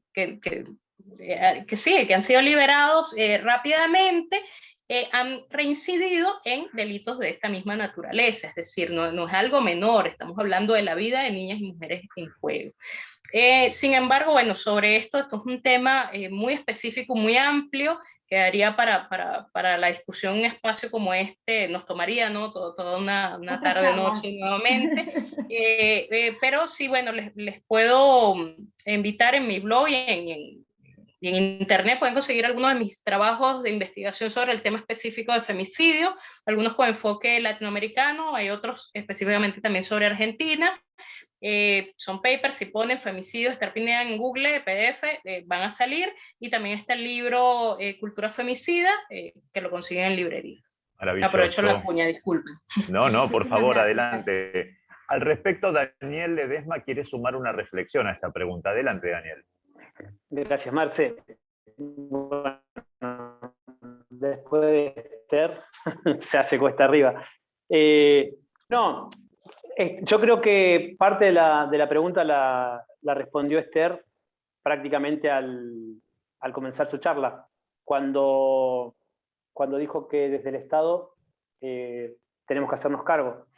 Desde el área de organización comunitaria, primero que nada, nace la idea de hacer el ciclo de charlas, yo se lo dije a Esther, de una invitación de Esther y de Enrique Stola respecto de la temática. Y cuando arranca la charla Enrique, lo primero que dice, y estoy seguro, no quiero preguntarle en este momento, pero seguramente es idéntico. Enrique empieza a preguntar y dice, le pregunté antes de arrancar la charla cuánto porcentaje era de hombre y cuánto de mujeres, y el 90-95% eran mujeres y el 5-10% de hombres. Acá en esta charla seguramente está pasando exactamente lo mismo. Cuando los responsables y lo que ejercemos la violencia permanentemente contra las mujeres y disidencias somos los hombres. La idea del ciclo de charlas, bueno, ustedes son testigos, fue qué rol íbamos a ocupar a partir de la lucha significativa que venían llevando adelante las mujeres, qué rol íbamos a ocupar los hombres. Porque, en definitiva, en menor o mayor medida, somos absolutamente responsables. Es mentira aquel que dice, yo no soy violento, yo no soy igual que los otros. Desde el mínimo meme, desde el aceptar el chiste machista, mal llamado chiste machista, hasta el que ejerce la máxima violencia que da muerte a una mujer o disidencia. Obviamente que no está en nuestras manos, particularmente en nuestra área, la cuestión más punitiva. Entonces, creo que instalar en la agenda y empezar a proponer y territorializarlo, generando actividades que ayuden, que vayan hacia la transformación cultural, que es lo que es un trabajo más difícil y más tedioso, pero sin lugar a dudas es el que va a dar a lo largo del tiempo más resultados. Entonces, yo hoy, por ejemplo, veía a una compañera creo que es Florencia Sánchez, de Bahía Blanca, seguramente está entre los asistentes, respecto de la trata de personas. Y es una actividad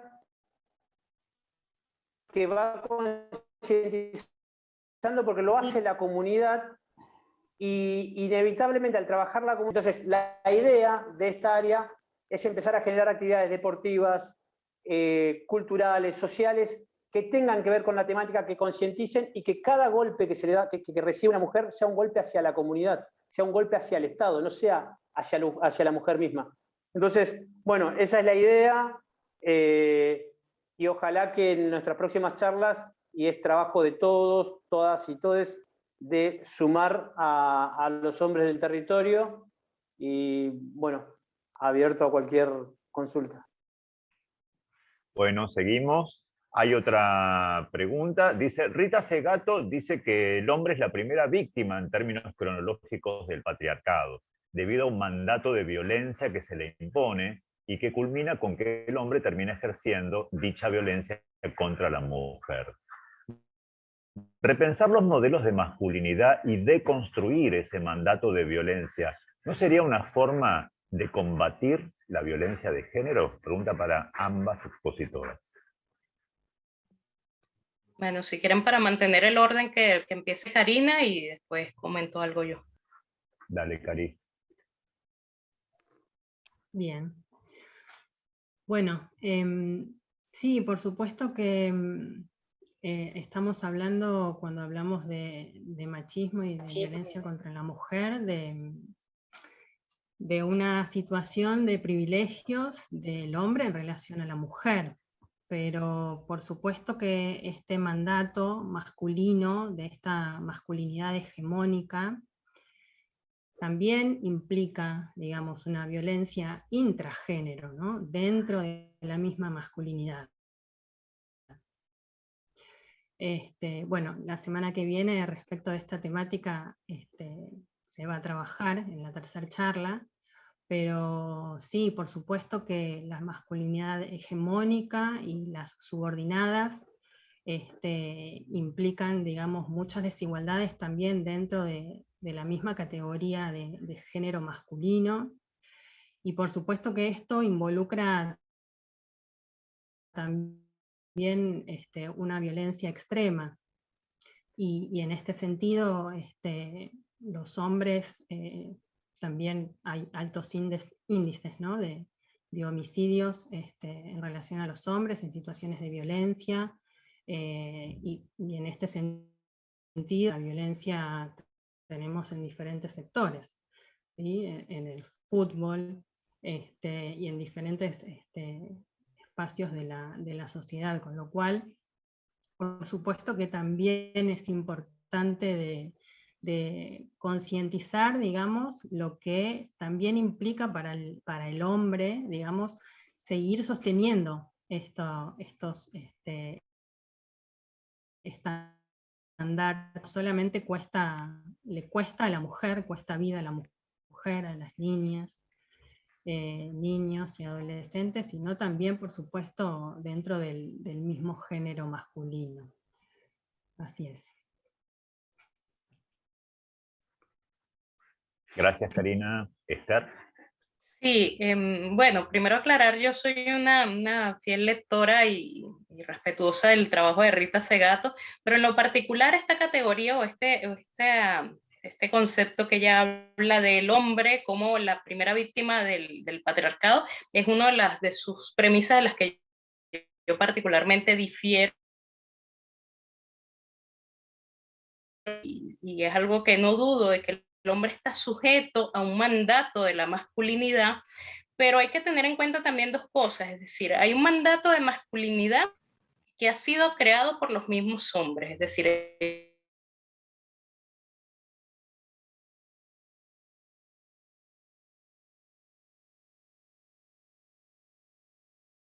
aquellos que no quieren hacer ejercicio de ese mandato de masculinidad, de violencia o de desigualdad, pero se les impone para demostrar su masculinidad. Eso es un hecho. Sin embargo, de ahí a decir de que son las primeras víctimas del patriarcado es algo en lo que yo no estoy de acuerdo, y trayendo un poco el ejemplo que ya mencionaba Luciana cuando finalizábamos, no, es muy reciente, y decimos, bueno, en este contexto, que es terrible, es lamentable, es una situación de vulnerabilidad para toda la población, y lo podemos ver en estos videos, toda la población corriendo, aterrorizada, ¿no? Buscando de alguna forma salvarse o escapar de esta violencia inminente, y sin duda los hombres van a estar expuestos a violencias allí, pero ¿quiénes van a ser los más afectados en este contexto? Sin duda van a ser las mujeres, quienes van a perder más aún derechos, quienes van a estar más expuestas a la violencia sexual, quienes van a estar más expuestas a la trata, quienes van a estar más expuestas al femicidio, quienes se les va a restringir más aún sus derechos educativos, laborales, jurídicos, entre otros. Entonces, ¿quiénes siguen siendo en este y en cualquier otra sociedad las primeras víctimas del patriarcado? Las primeras víctimas del patriarcado siempre son las mujeres, quienes estamos expuestas a las múltiples, sistemáticas y repetidas formas de violencia que se imponen. Y aún después de ser las mujeres las primeras víctimas del patriarcado, lo son aquellos hombres, en segundo lugar, lo son aquellos hombres disidentes de ese mandato de masculinidad en términos de transgresores de la masculinidad, sean hombres homosexuales, sean personas trans, es decir, de algunos que rompen, ¿no?, con ese estereotipo de el hombre blanco, además heterosexual, entre otras. Entonces, esto es decir de que el hombre como primera víctima del patriarcado a mí me genera mucho ruido, porque justamente el hombre ha sido el detentor histórico del sistema de privilegios. Es como decir que los blancos son las primeras víctimas de un sistema de racialización. Es decir, pero si fuiste tú quien creaste el sistema de racialización y quien lo ejerce sobre los demás, ¿cómo vas a ser la principal víctima de ello? Entonces, bueno, un poco va por ahí. Muchas gracias, Esther. ¿Luciana? Bien, continuamos. Acá hay un participante que le solicita a Esther si podría ampliar acerca del feminismo interseccional. Bueno, la perspectiva interseccional, esta es una categoría sobre la cual en la actualidad hay mucha desinformación, hay mucha tergiversación, de alguna forma porque digamos, se ha divulgado, la información que se divulga tiene que ver mucho con de las redes sociales y no tiene la profundidad, lamentablemente, que requiere. Esta es una perspectiva que surge específicamente desde el pensamiento crítico del feminismo negro. Es decir, sus orígenes y su base, y ha sido desarrollada toda esta teoría desde el feminismo negro, tiene su origen en el pensamiento y los discursos de Sojourner Truth, una mujer que fue esclavizada durante 40 años en los Estados Unidos y que ya anciana intenta incorporarse a los movimientos de mujeres en un contexto además segregacionista para visibilizar la situación de las mujeres negras y denunciar la forma de discriminación y violencia a la que estaban sometidas por los hombres blancos, también aquella que ejercían los hombres negros en ese contexto, pero también del racismo presente en ese feminismo emergente que en este contexto era principalmente de carácter sufragista. Si bien en ese momento no había una categoría o una terminología específica que hablara de feminismo o de perspectiva interseccional, pero su base está allí y ha sido, digamos, progresivamente desarrollada el feminismo negro en diferentes etapas. Por ejemplo, a través de las obras de Angela Davis, a través de un manifiesto feminista negro del colectivo Combawa River, a través de la obra de Bell Hooks, a través de las obras de Patricia Hill Collins, y finalmente se denomina o se desarrolla el concepto de interseccionalidad por parte de la profesora, la doctora Crenshaw, que desarrolla la categoría de interseccionalidad un poco para explicar la interrelación de los sistemas de opresión que tienen lugar o que se ejercen sobre los cuerpos y las mujeres negras. Es decir, lo que ella especifica con la categoría de interseccionalidad es que, mira, las mujeres no solamente, o las mujeres negras no solamente están oprimidas o son víctimas de discriminación y violencia por el hecho de ser mujeres, y no solamente lo son por el hecho de ser negras, sino que además de estos sistemas de opresión que están presentes allí, sexista y racista, estos se articulan, se interlazan, de alguna forma se vinculan y generan una opresión más profunda, más explícita, más específica, que es la discriminación de carácter interseccional de mujeres que son discriminadas por el hecho de porque son mujeres negras, no solamente mujeres y negras, sino mujeres negras. Digamos, esto por supuesto también se alimenta con la variable de clase, está allí en el feminismo negro. Lamentablemente, desde el feminismo tradicional, hegemónico, de origen ilustrado, ha habido también una intención de apropiarse de esta categoría, de decir el feminismo siempre fue interseccional cuando no siempre fue así. Esto de hecho surge justamente en el seno del feminismo negro o como una crítica y una propuesta ante la invisibilización de las experiencias específicas de las mujeres negras. También se ha confundido y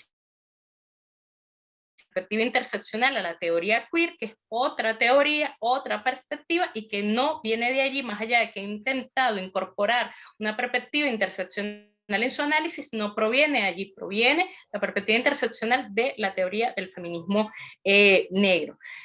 Al respecto, también les puedo recomendar, para profundizar sobre este tema, hay un paper, un capítulo de un libro que está también en mi blog, está en internet, se llama Feminismo, Interseccionalidad y Transformación Social.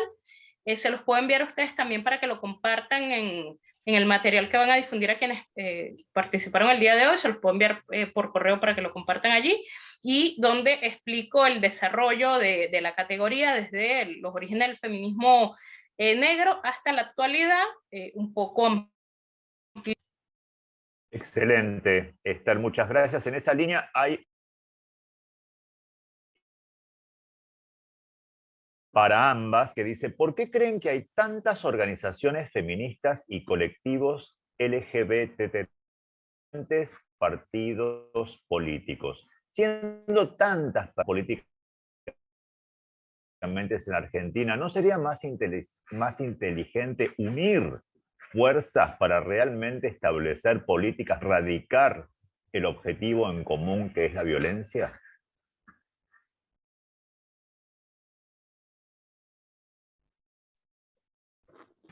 Karina, no sé si tiene algo Bueno, que decir. Sin duda se hace necesario, digamos, el establecimiento de políticas públicas que sean transversales para trabajar desde diferentes aspectos. Lograr una unión, bueno, un poco Esther lo decía en su exposición respecto de que cada uno ha encontrado, digamos, su posibilidad de trabajar sobre esta temática desde diferentes lugares. Creo que eso es lo importante. Por supuesto que la decisión política es fundamental, ¿no?, para trabajar esto, pero también a su vez creo que es necesario. Entonces, en ese sentido, por eso es importante crítica por parte de cada uno de nosotros, desde qué lugar intervenimos, cómo lo hacemos, si esto es a través de un partido político, si es dentro de nuestros mismos hogares, en nuestras relaciones sociales, en nuestras relaciones laborales. Lo importante, digamos, es justamente que todos tomemos conciencia de la necesidad de trabajar en relación a erradicar la violencia específicamente contra el colectivo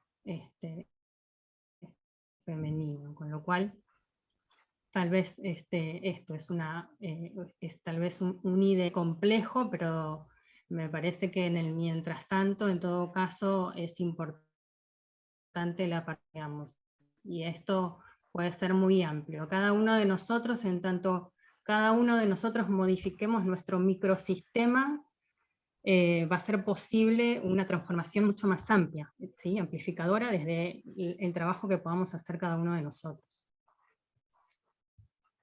Bien, gracias Karina. ¿Esther?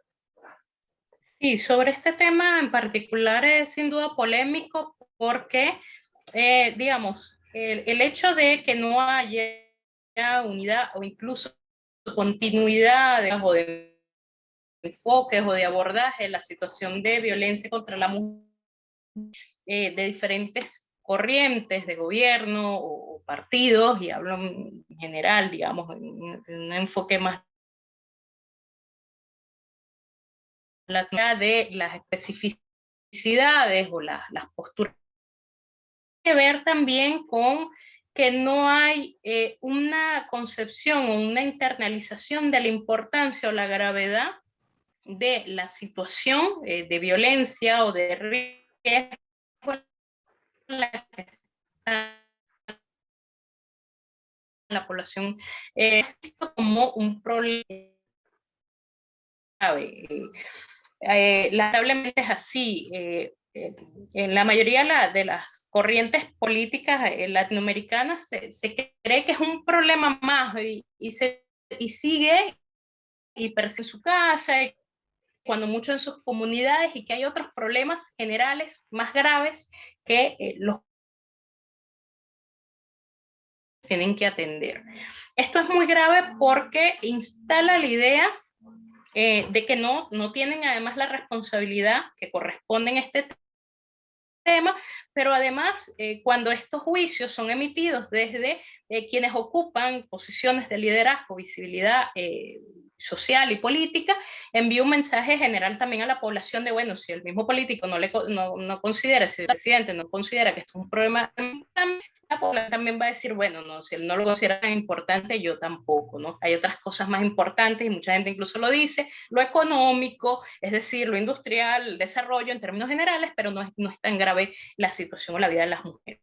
El otro problema también tiene que ver con las narrativas o las agendas del feminismo por parte de grupos o sectores políticos específicos. Esto a veces me resulta particularmente peligroso, es decir, el feminismo debe ser una corriente de pensamiento que pueda apoyar, aportar, colaborar, trabajar con sectores específicos. La agenda del feminismo es la agenda del feminismo por las mujeres, es decir, más allá de que apoyemos, colaboremos o trabajemos con un grupo, cuando de alguna forma estas agendas son captadas por un sector político en específico, tiende, y un gran problema que ha generado esto es que cuando estos sectores políticos no atienden estas problemáticas o tienen en sus narrativas prácticas sexistas o en sus dirigentes,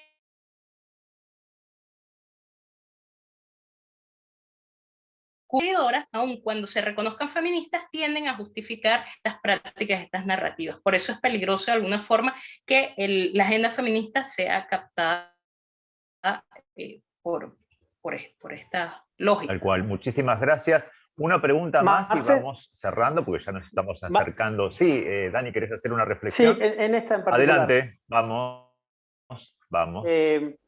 Me parece, bueno, por ahí voy a estar un poco monotemático en el tema. Yo creo que confundir, y ahí me hago cargo como actor político, confundir política pública con política partidaria es lo peor que nos sucede de manera prácticamente cotidiana a los que hacemos justamente política.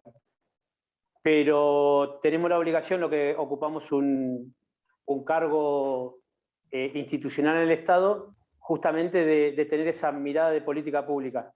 Tuve primero, bueno, las charlas con Esther, tuvimos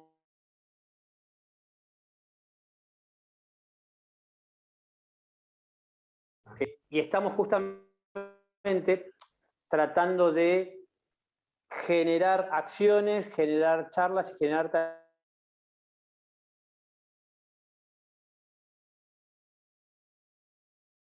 pero teniendo en cuenta esta cuestión de lo que decía recién Esther, la agenda feminista es exclusivamente de ellas y se tienen que dar una discusión seria, digamos. Y el Estado, en ese sentido, no es una cuestión de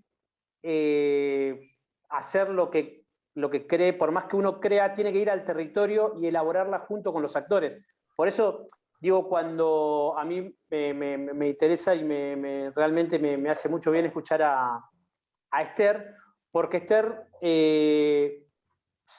es absolutamente clara en sus conceptos cuando nos habla del feminismo, pero ese feminismo atravesado absolutamente por el racismo, absolutamente atravesado por la clase.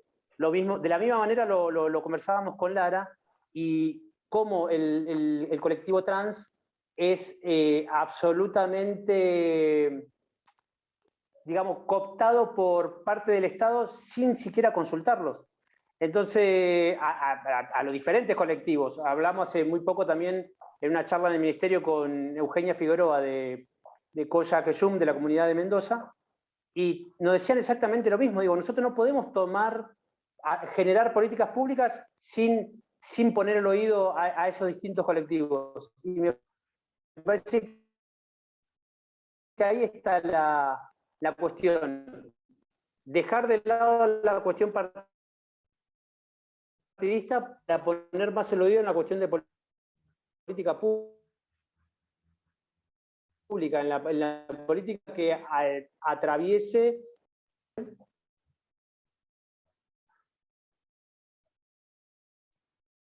Perdón, bueno, Daniel, no sé si le pasa a todos, pero... Se entrecorta. No al final se entrecorta, sí. Bueno, tengo una preguntita más que me parece que está en línea con esto que venimos compartiendo y ya vamos cerrando el encuentro de hoy. Una pregunta para Esther. Cris Opino dice, me viene a la mente el reciente caso de la modelo venezolana Barbie de Abreu, con sus consejos de cómo ser una esposa. En su publicación de Instagram, eran muchas las mujeres quienes la apoyaban. ¿Cómo ves, Esther, esta visión del machismo en la mujer? Y digamos que al respecto debemos tener en cuenta que eso es un concepto muy utilizado de, bueno, las mujeres machistas, las mujeres también son machistas, y una cosa es importante tener en cuenta, que el machismo lo ejercen los hombres, tiene que ver con esta idea de superioridad y exacerbación de la masculinidad.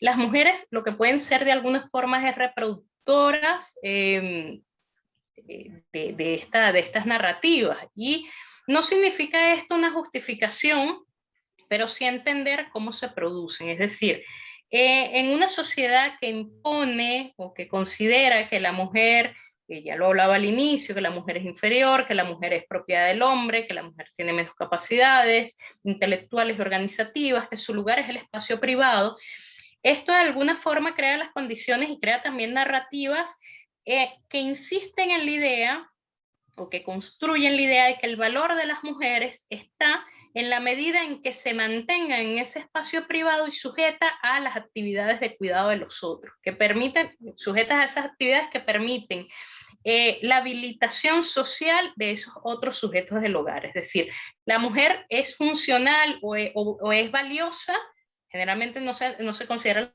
las mujeres valiosas en ningún espacio público, es decir, en lo laboral o en lo intelectual o en lo económico o en lo político, pero se le considera valiosa en el espacio privado, como esposa y como madre, ¿no?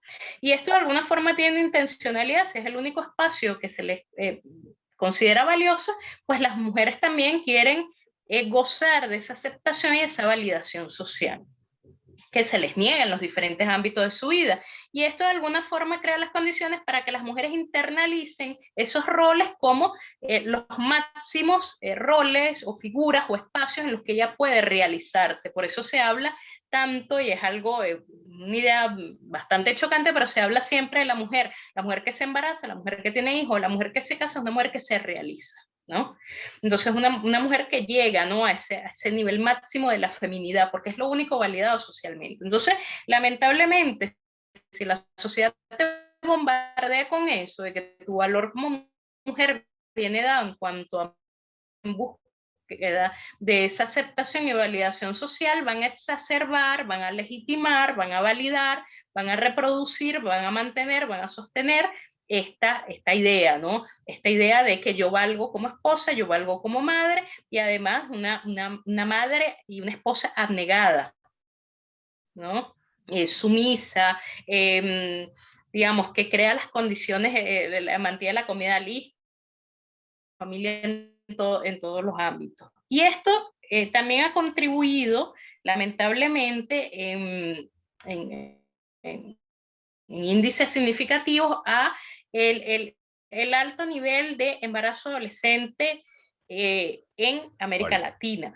Porque aún cuando chicas muy jóvenes, de 14, 15, 16 años, resultan embarazadas por las diferentes circunstancias, que bueno, no voy a desarrollar acá porque también nos tomaría tiempo, que esto es también parte de múltiples formas de violencia, de objetivación, de violencia sexual, a veces incluso dentro de los mismos hogares, de la objetivación de la convertir a la mujer en objeto en diferentes espacios, pero tiene que ver también con el hecho, cuando una chica de 16 años sale embarazada y dice, bueno, pero es que si la maternidad es algo que me han vendido, y desde que yo era una niña, una bebé, me ponían un bebé en brazos y eso era lo que jugaba, es decir, te están promoviendo y te están sociabilizando para la maternidad. Entonces esto crea unas condiciones para que cuando, ya sea por las circunstancias que sean, las múltiples violencias que se imponen sobre tu cuerpo, a los 15 o los 16 años terminas embarazada, tú terminas aceptando eso como un mandato de la feminidad y como algo que te va a permitir validarte socialmente. Porque la madre, sobre todo en nuestras sociedades latinoamericanas, son sociedades matricéntricas, es decir, que se organizan, la familia es matricéntrica, es decir, la familia se organiza generalmente en torno a la abuela y la madre. La sociedad sigue dominada por los hombres, o sea, las grandes decisiones las toman los hombres, políticas, económicas, sociales, mediáticas, pero las mujeres entonces, bueno, la idea de que la mujer manda en la casa, la mujer es importante en la casa, es la abuela, la tía, la madre la que tiene valor, entonces tú te conviertes en madre, aun cuando sea de forma temprana, eso te da valor, ¿no? Como mujer, como valor social. Todo un poco tiene que ver con esto, o sea, todas estas narrativas se van construyendo, se van alimentando, y en particular del caso del video que mencionan, de esta modelo que insiste en esa idea de la mujer sumisa, de la mujer madre, también hay que tener en cuenta que, digamos, es un problema igual global, es un problema muy latinoamericano, pero en el caso además la sociedad venezolana es una sociedad profundamente conservadora, unos niveles que no se comparan incluso con el nivel de conservadurismo que te puedan observar en el sur. Entonces es una sociedad profundamente conservadora, profundamente interceptada por valores religiosos que se han profundizado además, y sociedades en las que no hay avances como los ha obtenido el sur, con por ejemplo leyes de reconocimiento de matrimonio igualitario, leyes de aborto, entre otras. Entonces por supuesto son sociedades en las que son un caldo de cultivo para la generación de este tipo de discursos que lamentablemente se profundizan también, acompañado del avance de ciertos sectores religiosos, además sectores religiosos que cada vez tienen más participación en el ámbito político. Tal cual. A lo que hay que agregar también, entre otras cosas, la tácita feminización de los cuidados, ¿no? Que todo otro capítulo. Bueno, muchísimas gracias por iluminarnos en estos conceptos, una claridad meridiana, gracias a ambas. Le voy a ceder la palabra al licenciado Daniel González para ir cerrando este encuentro tan lindo de hoy. Adelante, Daniel. Daniel Ledesma, ¿vos querías decir algo? Te agradezco, ya dije lo suficiente, y más que agradecer a los asistentes, a las asistentes, y la verdad que también obviamente a Karina y a Esther por su claridad. Nada más. Bueno, muchas gracias Daniel, muchas gracias Marcelo, Luciana, todo el equipo de trabajo de Jaque al Patriarcado, del cual formo parte. Quiero agradecer a algunas fundaciones como BIT, Violencia Interinstitucional Transversal de Lanús, cuyo presidente es Rubén Chávez, que ya tienen su espacio radial BIT en Lanús, a la Fundación para una Vida Mejor, la presidenta es Beatriz Tajá, provincia de Córdoba, a la Fundación Progreso y Bienestar, presidente Susana Huazán, Fundación Conexión y Salud, presidente Guido Contreras, Emilia Figueroa, de la comunidad Coya de Queñú, provincia de Mendoza, al Club Deportivo Arseno de Claypore, presidenta Rosa Zárate, a todos los asistentes, a Radio Hermes, que está acá Marcelo acompañándonos, y muchas gracias Karina, muchas gracias Esther, la verdad que nos han iluminado, lo mismo que la vez pasada. Yo sigo insistiendo que esta es una interpelación a todas las personas sobre cuestiones que yo creo que más allá de la narrativa, más allá del pensamiento, se está cuestionando los valores, que es una de las cosas más difíciles de cambiar, que se han instalado y que nos han dado estos mandatos que tú hablas, Esther, están marcadas por esos valores donde es muy difícil de cambiar. No solamente hay que hacer una transformación cultural, hay que hacer una transformación de educación y también de los valores. Yo creo que las diferencias, la diversidad es muy importante, pero depende de con qué valor se lo acompañe, ¿no? Es decir, a mí no me llama la atención ser diferente a otra persona, es más, si soy diferente podemos llegar a consenso y podemos construir razón y podemos construir verdades en consenso. El problema a través del patriarcado y el problema que tiene es que la lucha por la razón y la lucha por la verdad se transforman en fundamentalismo, y yo quiero evitar.